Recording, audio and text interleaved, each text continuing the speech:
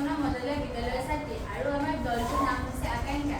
আজি আমি বিকশিত ভাৰত 2025 চনৰ অন্তৰ্গত সমৃদ্ধ ভাৰত বিষয়টোৰ ওপৰত গুৰুত্ব দি পেলনীয়া সামগ্ৰীৰ উপযুক্ত ব্যৱহাৰ কেনেকৈ কৰে তাৰ ওপৰত এটি ভিডিঅ' প্ৰস্তুত কৰিছোঁ।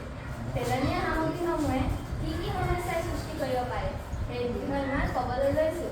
যেতিয়া আমি বজাৰলৈ যাওঁ তেতিয়া প্লাষ্টিকৰ পলিথিনত শাক পাচলি লৈ আহোঁ। যেতিয়া পলিথিনৰ কাম নাথাকে তেতিয়া আমি সেইবিলাক য'তে ত'তে পেলাই দিওঁ, যাৰ ফলত মাটি প্ৰদূষণ হয়। এই সমস্যাসমূহৰ পৰা পৰিত্ৰাণ পাবলৈ পলিথিনৰ বেগ য'তে ত'তে নেপেলাই কিদৰে পুনৰ ব্যৱহাৰ কৰিব পাৰি তাকে আমি প্ৰদৰ্শন কৰিব বিচাৰিছোঁ।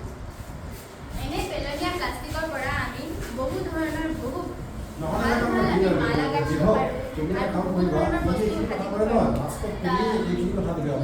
মালা গাঁঠিব পাৰোঁ। কথাখিনি আমি এইখিনি তুমি চাই ক'বা, এইখিনি আমি হেৰি কৰিব নালাগে। আমি ইয়াত দেখাইছোঁ আমি ভকত ঠাকুৰে কঢ়িয়াই অনা বেমাৰবিলাকৰ বিষয়ে আমি বেৰৰ বিভিন্ন চিত্ৰ আৰু শ্লোগানবিলাকৰ যোগেদি চিত্ৰ আৰু আমাৰ শ্লোগানবিলাকৰ যোগেদি আমি সজাগতা আনিবলৈ